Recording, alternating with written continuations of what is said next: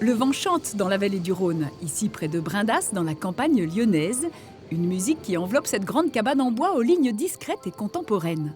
La maison abrite Louis-Dominique Bazin, un marionnettiste qui vadrouille autour du globe pour émerveiller petits et grands avec de drôles de créatures. Fatigué de se déplacer d'une résidence d'artiste à une autre pour modeler ses spectacles, le performeur de rue s'est imaginé une maison qui puisse enfin accueillir sa famille, mais aussi sa passion. La maison, elle est construite autour de cette vie de marionnettiste. Donc l'idée, c'était d'avoir l'atelier et puis la maison au même endroit. Donc il y a une partie distincte qui est la partie atelier, juste à côté une partie plateau. Maintenant que mes enfants sont grands, il y a donc des chambres pour accueillir éventuellement des compagnies, parce que c'est vrai que c'est chouette de pouvoir avoir tout sur place. Une maison atelier réalisée par l'architecte Fabien Perret, qui a tout de suite compris quelles étaient les priorités à respecter. Construire une maison écologique et économique dont l'espace puisse évoluer selon les besoins du marionnettiste. On a conçu toute la maison avec un système de containers de 40 pieds qui correspond à 12 mètres de long. On l'a construit en fait en bois au final. On a juste fait une enveloppe qui ressemble plus à un hangar qu'une maison en fait. C'est un petit peu ça l'idée quoi. Et après à l'intérieur, on peut moduler et puis quand on a un peu d'imagination, après on peut se débrouiller tout seul.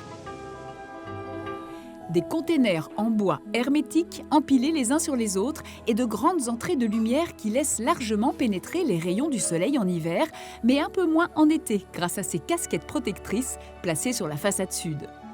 Grâce à ces apports solaires, la famille se contente pour le chauffage d'un poêle à bois dont la silhouette est bien connue chez nous puisqu'il s'agit de la marque wallonne Stuve.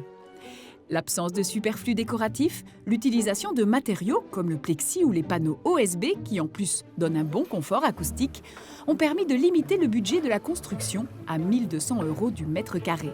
Un challenge rendu possible par l'implication de Louis Do dans les finitions et par son goût de la récup, comme ces éléments de salle de bain qui ont d'abord séjourné dans un Boeing. L'esprit de récup, il a été présent parce que justement, je me suis dit, autant réinvestir ce que je fais dans mon métier au quotidien, c'est-à-dire trier, recycler, récupérer. Il y a un côté comme ça aussi de briques et de broc où on construit, on fait avec. Et ça, c'est assez plaisant, ouais. De briques et de broc, mais avec une bonne dose d'imagination et beaucoup de savoir-faire pour habiller les grands espaces ouverts de la maison et les rendre vivants et chaleureux.